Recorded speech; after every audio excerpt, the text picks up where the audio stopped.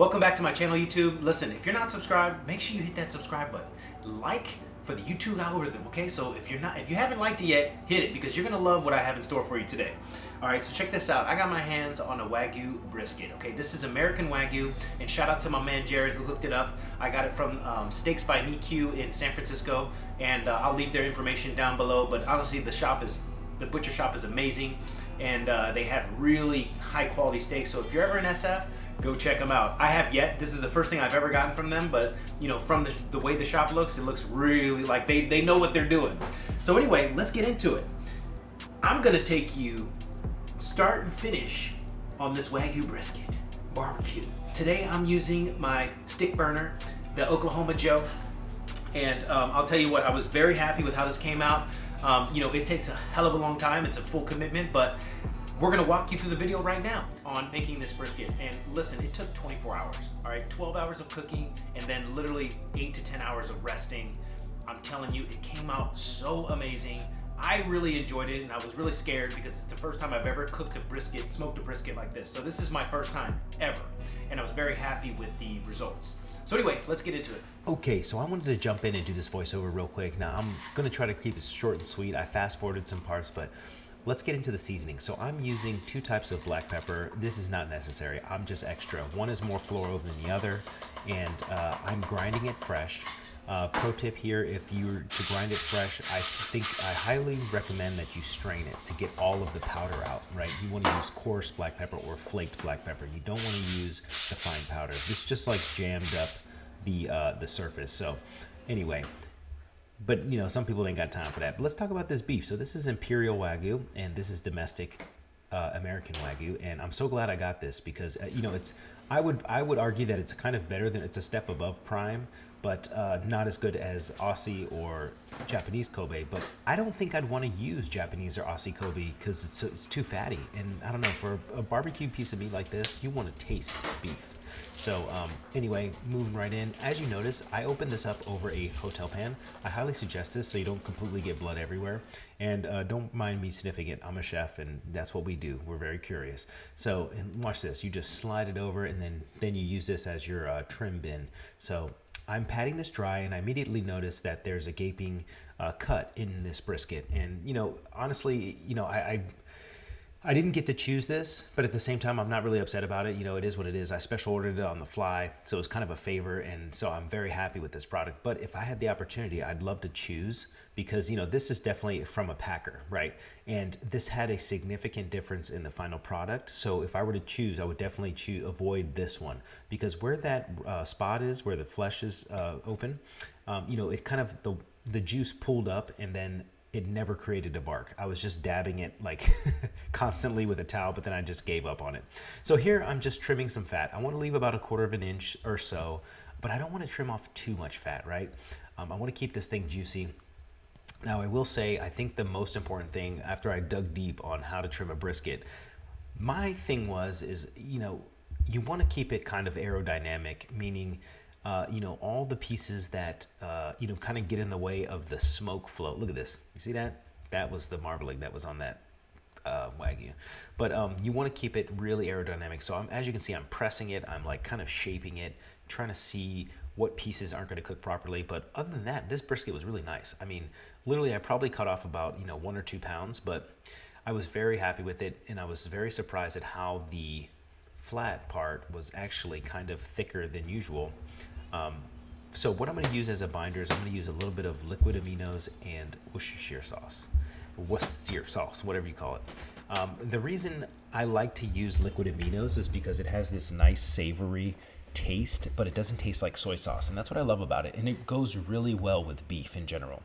Now, I will be honest, it is nothing extravagant, okay? It is soy flavored caramel water, all right? So I'll say it. And then I like to use Worcestershire as well. So here we go. I'm seasoning this beef. I'm making sure I get everything on there, and then we're gonna jump right onto the smoker. I don't want to waste your time. I want to jump right in. So this smoker I lit up. I'm telling you, it's like, at this point it's 300 degrees, only because I knew that I was gonna have it open for a little bit. So I'm gonna let it settle down to around 250. Right, and I maintained it to 225 to 275. Never got higher than that. And let me tell you something. I didn't use the thermometer on the inside, and I didn't trust the thermometers on the the stock thermometers.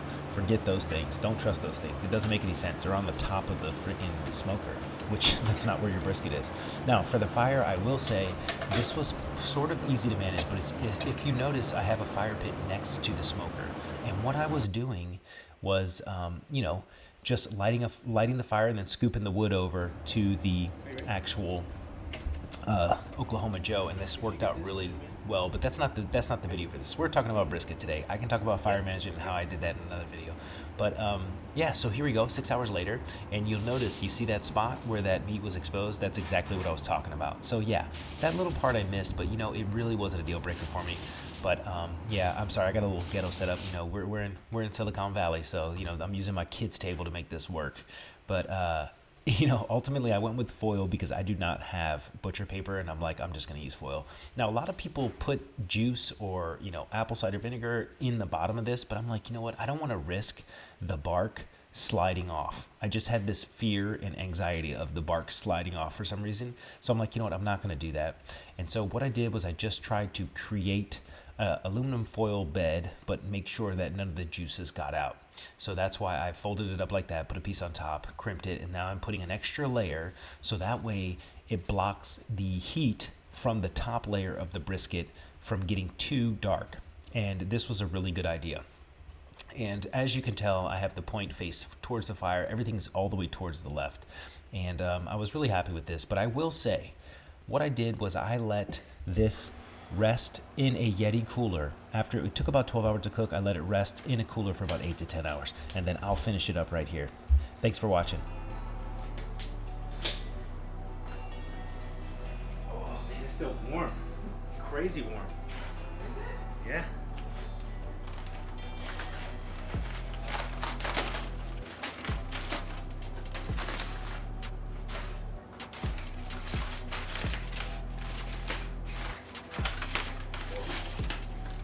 Let's go.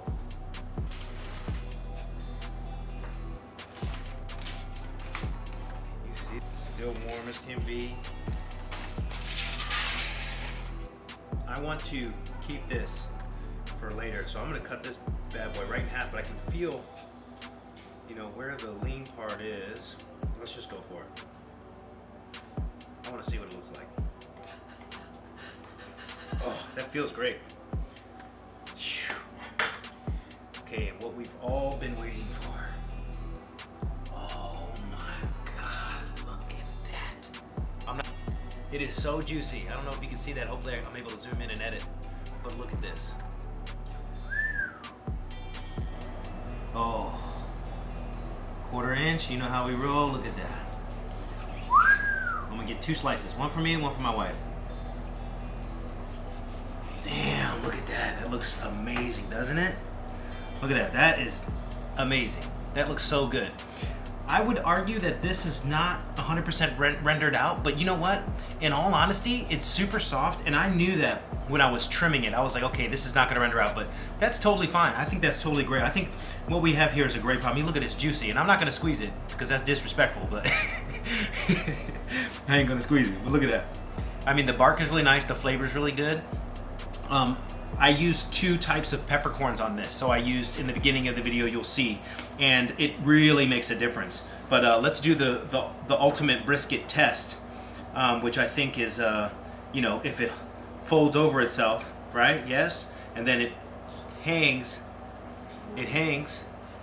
a little bit of resistance, and boom, it tears right apart. It's amazing. All right, here we go. Let's give this a little taste. Let's try this real quick. All right, make sure I'm in focus, and I'm gonna give this a little try. Now, I cooked this for a total of 12 hours. Oh my God. This is a different level. This is really amazing here. Oh my God, so worth it. So freaking worth it, man. You know what? I let this bad boy rest for forever. It felt like forever. So I left about 1/4 inch of fat right here on the lean part. And I'm telling you, this is so nice and palatable, where I really didn't think this would render out, but I went a little bit higher. But I mean, look at this bark. The bark is good. Everything tastes really great. I was actually kind of concerned, you know, but this is the lean part, and look how this is actually juicy. It's not like super dried out, like I thought it was gonna be because it was so skinny. All right, so we have the lean part here, and I'm gonna slice off a couple pieces. Hopefully you can see that. Okay, great. I mean, honestly, I thought it was gonna be super dry because it was so small in comparison to the rest of the brisket, but look at this. 1/4 inch, you know how we roll. It's unexpectedly very juicy, surprisingly. I wasn't expecting it to be that juicy, but you know what? I let it rest. I don't know if you can see that. Yep, let's get that autofocus. This rested. When I pulled it out, this has been resting for pretty much the same amount of time that it's been cooking. So believe it or not, this has literally been resting in the cooler for like 8 to 10 hours, you know, in the Yeti. But I am very impressed with how this lean part came out. I was super scared because look how thin it is compared to the other part of the brisket, right? And you know, obviously we can't choose the cow, right? I special ordered this, so it's not like I was able to pick through a handful of brisket. I'm really surprised with how it came out. But overall, you know, if you look at this bark, I mean, at first I thought it was going to be a little bit burnt or like too burnt, but I'll tell you what, I'm super excited with how it came out. I mean, it's so flavorful, not burnt at all, very smoked. I mean, it's so, you know, the seasoning that I put on here was really good. I'm really happy with this product. You know, the only thing I will say is you see this spot here? When I got the brisket, there's a little spot right here. When I got the brisket, this part was missing on the meat. You'll see if you remember in the beginning of the video.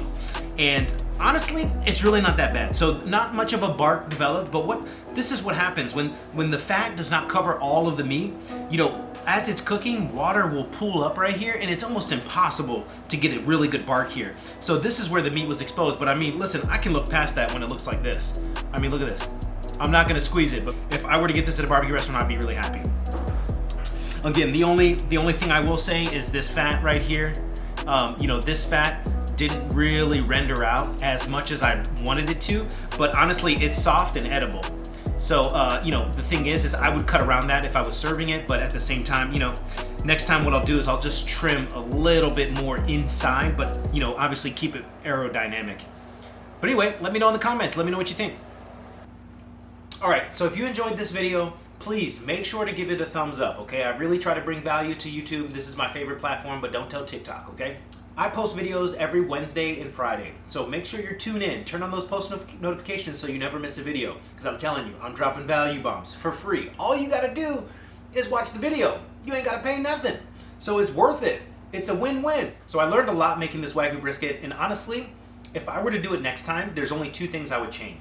One of them is because, you know, whether you use a pellet grill or a stick burner, you know, I think that's up to you. I know a lot of people like get bent out of shape, but in all honesty, you have to do what's convenient for you.